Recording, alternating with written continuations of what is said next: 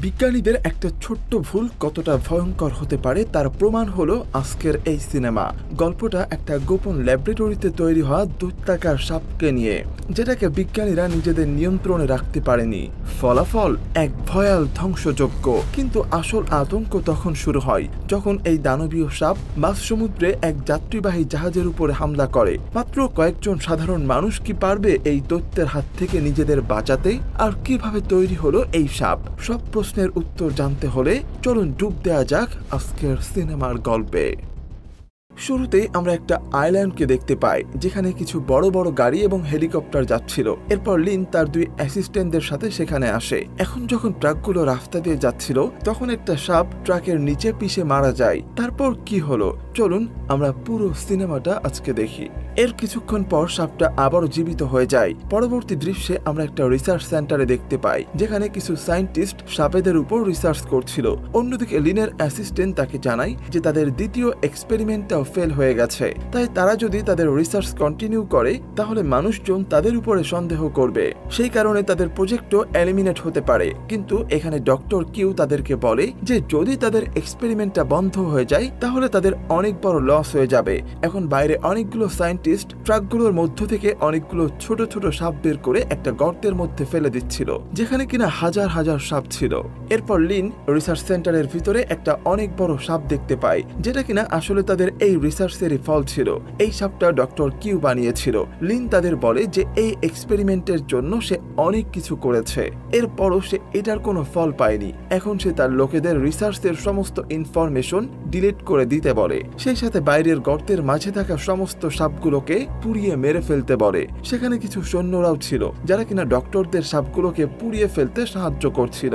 অন্যদিকে লিন বড় সাপটাকে বিদায় জানায় এবং একটা বাটন প্রেস করে। এজন্য ওই সাপটার শরীরের মধ্যে অনেকগুলো ইনজেকশন পুশ হয়ে যায়। হঠাৎ সেখানে রিসার্চ সেন্টারের অ্যালার্ম বেজে ওঠে এবং ওই বড় সাপটা অনেক জোরে জোরে চিৎকার শুরু করে, যার দেখা দেখি সেখানে থাকা বাকি সাপগুলো চিৎকার করতে থাকে। একসময় বড় সাপটা তাকে রাখা কাচের চেম্বারটা ভাঙার চেষ্টা করে। এটা দেখে লিন ওই সাপের চেম্বারে আগুন লাগিয়ে দেয়, কিন্তু ওই বড় সাপটার কিছুই হয় না। অন্যদিকে আমরা ছোট সাপগুলোকে দেখতে পাই, যারা কিনা বাইরের ডক্টর এবং সৈন্যদের উপরে আক্রমণ করছিল এবং এক এক করে তাদেরকে মারছিল।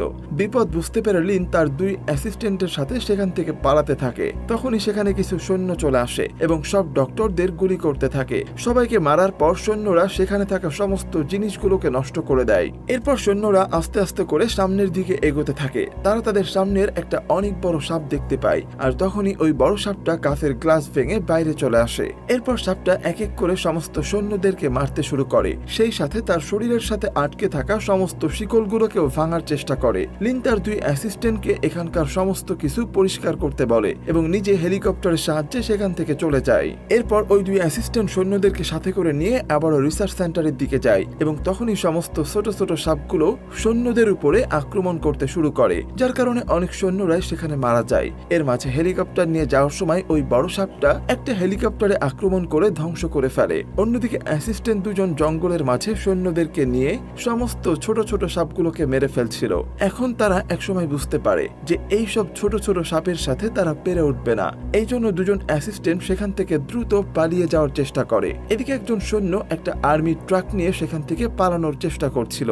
তখনই তাদের পেছনে ওই বড় সাপটা চলে আসে। বড় সাপটাকে দেখতে দেখতে ছোট একটা সাপ এসে অন্যটাকে কামড়ে দেয়। এতে করে তাদের গাড়ি পাহাড় থেকে ছিটকে পড়ে যায়। আমরা দেখতে পাই অ্যাসিস্ট্যান্ট দুজনও নিজেদের জীবন বাঁচাতে জঙ্গল থেকে পালানোর চেষ্টা করছিল। আর তখনই ওই বড় সাপটা তাদের উপরে আক্রমণ করে। তাদের মধ্য থেকে একজন মেয়ে অনেক খারাপভাবে আহত হয়। বড় সাপটা তাকে মারতে যাবে, ঠিক তখনই অন্যজন তার চাকু দিয়ে সাপটার উপরে আঘাত করে। এতে করে বড় সাপটা ওই মেয়েটাকে ছুঁড়ে মেরে সেখান থেকে পালিয়ে যায়। মেয়েটা দেখতে পাই তার বান্ধবী অলরেডি মারা গিয়েছে, যার কারণে সেও অনেক ভেঙে পড়ে। ঠিক তখনই তার উপর ওই বড় সাপটা আক্রমণ করে এবং ওই মেয়েটাকেও মেরে ফেলে। এরপর আমরা দেখতে পাই দুজন সৈন্য একটা বোটের সাহায্যে পালানোর চেষ্টা করছে। তারা কোনো মতে সমুদ্রের মাঝামাঝি এসে যায়। ঠিক তখনই বড় সাপটা সেখানে চলে আসে এবং তাদের উপরে আক্রমণ করে। এরপর আমাদেরকে কিছু বছর পরের দৃশ্য দেখানো হয়, যেখানে সমুদ্রের মাঝে একটা বড় জাহাজ যাচ্ছিল আর জাহাজটাতে থাকা সবাই অনেক এনজয় করছিল। সেখানে আমরা ইয়ান নামক একজন ছেলেকে দেখতে পাই। কেউ লুকিয়ে লুকিয়ে ছেলেটার ছবি তুলছিল। তখনই আমরা দেখতে পাই একজন লোক সেখানে থাকা একজন আমেরিকানকে ধরে মারছে। এটা দেখে ইয়ান দ্রুত এসে লোকটাকে মারে, আর এই সুযোগে ওই আমেরিকান লোকটা সেখান থেকে পালিয়ে যায়। ইয়ান তাকে আটকানোর চেষ্টা করে, কিন্তু এত সব হই হুল্লোড়ের মধ্যে লোকটা সুযোগ পেয়ে যায় আর সেখান থেকে পালিয়ে যায়। তখন ইয়ান সেখানে তার এক বন্ধুকে দেখতে পায়, যার নাম হলো জু। ইয়ান ছেলেটার সাথে পরে কথা বলবে বলে ওই আমেরিকান লোকটাকে খুঁজতে বের হয়ে যায়। সে যখন আমেরিকান লোকটাকে খুঁজছিল তখন কেউ লুকিয়ে লুকিয়ে তার ছবি তুলছিল। কিছু সময় পর ইয়ান ওই আমেরিকান লোকটাকে ধরে ফেলে। লোকটা ইয়ানকে কিছু বোঝানোর চেষ্টা করে। তখন ইয়ান সিঁড়ি থেকে একটা ক্যামেরা পড়তে দেখতে পায়। ক্যামেরাটাকে নেওয়ার জন্য সেখানে লি নামের একজন মেয়ে আসে। এটা দেখে ইয়ান ওই মেয়েটার কাছে যায় এবং তার ক্যামেরায় নিজের অনেকগুলো ছবি দেখতে পায়।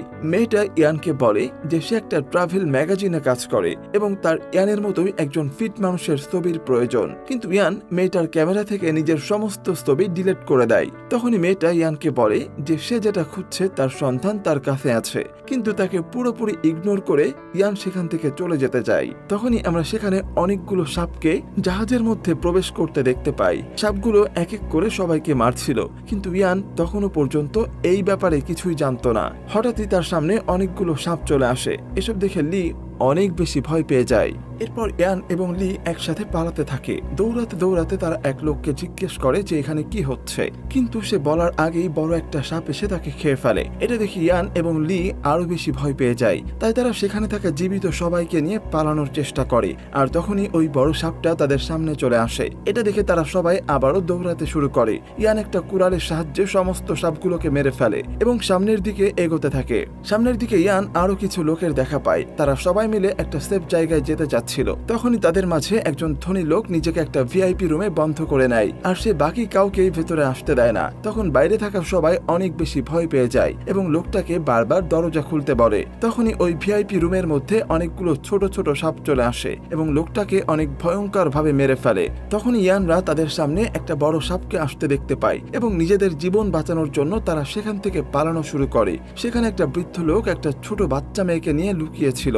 অন্যদিকে ইয়ানরা ইঞ্জিন রুমে চলে আসে। ইয়ান সবাইকে বলে যে সাপেরা শুধুমাত্র তাদের শব্দের জন্যই খুঁজতে পারবে, আর এই জন্য সেখানে থাকা সবাই একটা একটা করে মেশিনের পেছনে লুকিয়ে পড়ে, যাতে করে তাদের নিঃশ্বাসের শব্দ সাপের কানে না যায়। তখন ওই বড় সাপটা তাদের সামনে চলে আসে, কিন্তু তারা কেউ একটুও শব্দ করে না, যার কারণে ওই বড় সাপটা সেখান থেকে চলে যেতে চায়। ঠিক তখনই তাদের মধ্যে থাকা একজন মেয়ের ফোন বেজে ওঠে। এই দেখে ওই সাপটা সেই শব্দ শুনে আবারও তাদের দিকে আসতে থাকে। এটা দেখে সবাই আবার দৌড়াতে দৌড়াতে উপরে চলে আসে। বড় সাপটা তখন তাদের পিছু করছিল, আর এজন্য তারা সবাই ফ্রিজিং রুমে চলে যায় এবং সেখানকার দরজা বন্ধ করে দেয়। বড় সাপটা ফ্রিজিং রুমের দরজা ভাঙার চেষ্টা করে, কিন্তু সে দরজাটা যখন ভাঙতে পারে না তখন শান্ত হয়ে যায়। আর ঠিক তখনই ইয়ান দেখতে পায় যে তাদের মধ্যে একজনকে একটা সাপে কামড়ে দিয়েছে। এটা দেখে সবাই খুবই ঘাবড়ে যায়, আর এটা দেখে লি সেখানে থাকা ঔষধগুলো খুঁজতে থাকে, কিন্তু সে সেখানে কোনো ঔষধ খুঁজে পায় না যেটা দিয়ে ওই ছেলেটাকে বাঁচানো যাবে। তাই সে অনেক কান্না করতে থাকে। অন্য সবারও এই বিষয়টা নিয়ে অনেক খারাপ লাগে, কেননা ছেলেটা তিল তিল করে তাদের সামনেই মারা যাচ্ছিল। যাই হোক, তারা ফ্রিজিং রুমে অনেকক্ষণ ধরে লুকিয়ে থাকার কারণে তাদের সবারই অনেক ঠান্ডা লাগছিল। এটা দেখে ইয়ান তাদের সবাইকে বাঁচানোর সিদ্ধান্ত নেয় এবং বড় সাপটাকে নিজের পেছনে নিয়ে যাওয়ার কথা ভাবে। এটা শুনে জু তাকে এরকমটা করতে নিষেধ করে। তখনই যাকে সাপে কামড়িয়েছিল সেই ছেলেটা বলে যে সে এই কাজটা করবে। ইয়ান তাকে এরকমটা করতে মানা করলেও ছেলেটা তার কোনো কথাই শোনে না এবং ফ্রিজিং রুমের দরজা খুলে দেয়, আর সেই সাথেই শব্দ করার কারণে বড় সাপটাও তার পেছনে যেতে থাকে এবং বাকিরাও সেখান থেকে পালিয়ে যায়। ইয়ান ওই ছেলেটাকে রুম থেকে বের করার জন্য হাত বাড়ায়, কিন্তু ছেলেটা তার কোনো কথাই শোনে না এবং আবারও ঘরের দরজা বন্ধ করে দেয়, যাতে করে সাপটাও সেখান থেকে বের হতে না পারে। বড় সাপটা তাকে মেরে ফেলে। এটা দেখে ইয়ানের অনেক খারাপ লাগে, সেই সাথে অনেক রাগও হয়। যাই হোক, এখন তারা ক্যাপ্টেনের রুমে চলে আসে। লি বলে যে সে জাহাজটাকে চালাতে পারবে। ইয়ান দেখে যে জাহাজের পাইলটগুলো মারা গেছে। এটা দেখে ইয়ানের সন্দেহ হয়, কেননা সেখানে তো কোনো সাপ ছিল না। তখন ইয়ান লির কাছে আসে, যে কিনা ওই সময় অনেক বেশি ভয় পেয়েছিল, কিন্তু তারপরও সে অনেক সাহস করে অবশেষে সে জাহাজটাকে চালাতে পারে। এটা দেখে সবাই অনেক খুশি হয়। তখন লি হঠাৎই জাহাজের আশেপাশে একটা আইল্যান্ড দেখতে পায়, আর এটা দেখে সে অনেক খুশি হয়। তখনই হঠাৎ করে তাদের জাহাজের সামনে বড় একটা সাপ চলে আসে এবং তাদের জাহাজটাকে আঘাত করতে থাকে। এটা সেই বিশাল সাপটা ছিল যেটাকে ওই ল্যাবে তৈরি করা হয়েছিল। ইয়ান এবং জু বাইরে এসে বড় সাপটাকে দেখতে পায়, আর এত বড় সাপটাকে দেখার পর তাদের অবস্থা খারাপ হয়ে যায় এবং তারা আবারও ভেতরে চলে আসে। এখন বাঁচার উপায় হিসাবে ইয়ান এবং জু ছুটে একটা বোটকে পানিতে ফেলে দেয়। ইয়ান জুকে বলে বাকি সবাইকে নিয়ে সেখান থেকে চলে যেতে, কিন্তু তারা তাকে একা ফেলে যেতে চাচ্ছিল না। ইয়ান লিকে প্রমিস করে যে সে অবশ্যই ফিরে আসবে। এরপর সে পুরো জাহাজে কেরোসিন ছিটিয়ে দেয়। বাকিরা যখন জাহাজ থেকে দূরে চলে যায়, ইয়ান সেখানে আগুন ধরিয়ে দেয়। এটা দেখে ছোট বোটে থাকা সবাই অনেক ঘাবড়ে যায়। তারা ইয়ানকে ডাকতে থাকে। চোখের সামনে এভাবে জাহাজ ধ্বংস হতে দেখে তারা সবাই অনেক কান্না করতে থাকে। কিন্তু কিছুক্ষণ পরেই দেখা যায় ইয়ান তাদের বোটে চলে আসে। এটা দেখে সেখানে থাকা সবাই অনেক খুশি হয়, কিন্তু বোটে এসে ইয়ান সেখানে অজ্ঞান হয়ে যায়। পরদিন সকালে যখন তার জ্ঞান ফেরে, তখন সে দেখতে পায় যে তারা একটা আইল্যান্ডের কিনারায় চলে এসেছে। তখন সে সবাইকে জাগিয়ে তোলে। এখন তারা সবাই সেখান থেকে সামনের দিকে এগিয়ে যেতে থাকে। তখন ইয়ান সেখানে কিছু শব্দ শুনতে পায়। সবাইকে সে এই ব্যাপারে সতর্ক করে দেয়। হাঁটতে হাঁটতে হঠাৎই একজন মেয়ে পড়ে যায় আর তার হাত থেকে রক্ত বের হতে শুরু করে। হঠাৎ এই পাথরগুলো একটা ক্রিয়েচারে পরিণত হয় আর এরপর এই ক্রিয়েচার একজনের উপর আক্রমণ করে। এটা দেখে ইয়ান বুঝে যায় যে এই ক্রিয়েচারগুলো আসলে রক্ত দেখলেই আক্রমণ করে, আর এজন্য সে সবাইকে অনেক আস্তে আস্তে সাবধানে হাঁটতে বলে। এরপর তার হাঁটতে হাঁটতে একটা ক্যাম্পে চলে আসে, কিন্তু সবাই তখনও অনেক ভয়ে ভয়ে ছিল। সেখানে তারা কিছু বন্দুক এবং বোমা খুঁজে পায়। আমেরিকান লোকটা একটা ওয়াকিটকিও খুঁজে পায়। ইয়ান ওয়াকিটকির মাধ্যমে সাহায্যের জন্য চেষ্টা করে, কিন্তু সে কিছুতেই কোনো সিগন্যাল পাচ্ছিল না। তখন সেখানে থাকা অস্ত্রগুলো নিয়ে তারা সামনের দিকে এগোতে থাকে। কিছু দূর এগিয়ে যাওয়ার পর ইয়ানের মনে হয় যে তাদের আশেপাশে কোনো কিছু রয়েছে, তাই সে সবাইকে অনেক সতর্কভাবে চলতে বলে। তখনই তাদের মধ্য থেকে একজন লোক পানি খেতে খেতে যখন উপরের দিকে তাকায়, সে অনেক বেশি ভয় পেয়ে যায়, কারণ সে সেখানে একটা বিশাল আকৃতির মাকড়সা দেখেছিল। ভয় পাওয়ার ফলে সে সাথে সাথে মাকড়সাটার উপরে আক্রমণ করে। মাকড়সাটা উড়ে গিয়ে ওই বৃদ্ধ লোকটার উপরে আক্রমণ করে। এরপর সবাই তাদের জীবন বাঁচাতে দৌড়াতে থাকে। সেখান থেকে পালানোর সময় তারা সেখানে অনেকগুলো বোমাও ব্লাস্ট করে। তারা আস্তে আস্তে করে রিসার্চ সেন্টারে পৌঁছে যায়, যেটা আমরা মুভির শুরুতেই দেখেছিলাম। সেখানে গিয়ে ইয়ান ভেতরে যাওয়ার একটা রাস্তা খুঁজে পায়। সবাই ওই রাস্তা দিয়ে ভেতরে চলে যায়, যেখানে সাপের বিষের গবেষণা করার অনেক কাগজপত্র দেওয়ালে লাগানো ছিল। এছাড়াও সেখানে অনেক ডাক্তারদের কঙ্কালও তারা দেখতে পায়। তখনই তাদের মধ্যে একজন সেখানকার লাইটগুলো অন করে দেয়। এটা দেখে ইয়ান ভাবে যে এই লোকটা কিভাবে জানলো যে এখানে লাইট কোথায় রয়েছে, কিন্তু ইয়ান এই বিষয়টায় তেমন একটা গুরুত্ব দেয় না। কিছুক্ষণ পর ইয়ানদের সবাই ঘুমিয়ে পড়ে, শুধুমাত্র ওই লোকটা বাদে। সে ওই পুরো ল্যাবকে ঘুরে ঘুরে দেখছিল। সে হয়তো কোনো এক জিনিস খোঁজার চেষ্টা করছিল।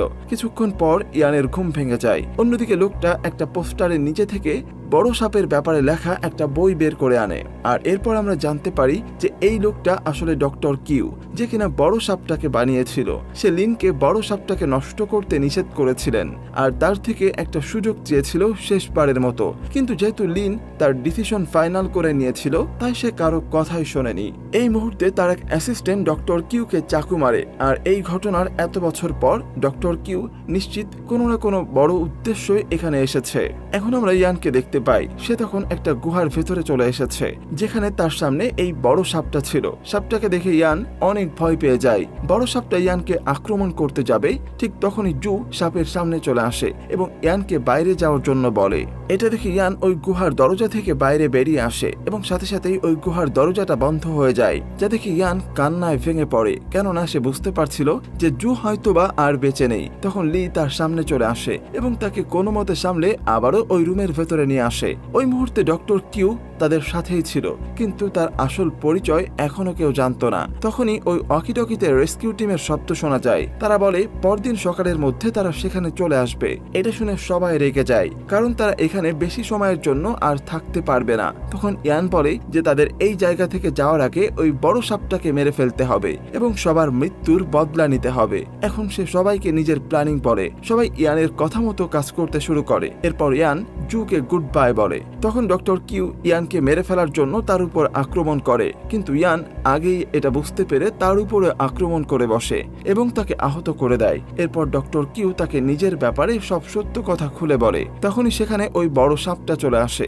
যাকে দেখে আমেরিকান লোকটা তার খেয়াল অন্যদিকে ঘোরানোর চেষ্টা করে। এদিকে ডক্টর কিউ বলে যে সে জাহাজের পাইলটদেরকে মেরে ফেলেছিল এবং সেই তাদের সবাইকে এখানে নিয়ে এসেছে। আর সব থেকে বড় ব্যাপার হলো সে ওই সাপটাকে ধ্বংস করতে নয়, বরং সাপটাকে বাঁচানোর জন্য এখানে এসেছে। এসেছে। ওই মুহূর্তে ইয়ান তার পেছনে ওই বড় সাপটাকে দেখতে পায়, কিন্তু সে কিছুই বলে না। আর কিছুক্ষণের মধ্যেই ওই বড় সাপটা ডক্টর কিউকেও মেরে ফেলে। আর এরপর ইয়ান ওই বড় সাপটাকে নিজের পেছনে নিয়ে যেতে থাকে। সে সাপটাকে ওই ক্রিয়েচারগুলোর কাছে নিয়ে যায়, যেগুলো আমরা এই দ্বীপের শুরুতে দেখেছিলাম। সেখানে সে একটা রক্তের বোতল ছুঁড়ে মারে, এজন্য সেখানে থাকা সমস্ত ক্রিয়েচার বাইরে চলে আসে। আর এরপর বড় সাপটা যখনই পাহাড় থেকে নিচে পড়ে যায়, তখন ওই ক্রিয়েচারগুলো তাকে খেতে থাকে, ফলে ওই সাপটা সেখানেই মারা যায়। পরদিন সকালে সবাই সমুদ্রের কিনারায় দাঁড়িয়েছিল, তখন একটা জাহাজ তাদের উদ্ধার করার জন্য সেখানে আসে। আর এর সাথে সাথে এখানেই এই অসাধারণ মুভিটা শেষ হয়ে যায়। তো বন্ধুরা, এই অদ্ভুত দ্বীপ আর সাপের গল্পটা আপনাদের কেমন লাগলো কমেন্ট করে জানাতে একদমই ভুলবেন না। আজকের মতো এখানেই বিদায় নিচ্ছি, আবারও দেখা হবে নতুন কোনো গল্প নিয়ে। সে পর্যন্ত সবাই ভালো থাকবেন, সুস্থ থাকবেন আর সিনে গল্পের সাথেই থাকবেন, এই আশা ব্যক্ত করে এখানেই শেষ করছি। আল্লাহ হাফেজ।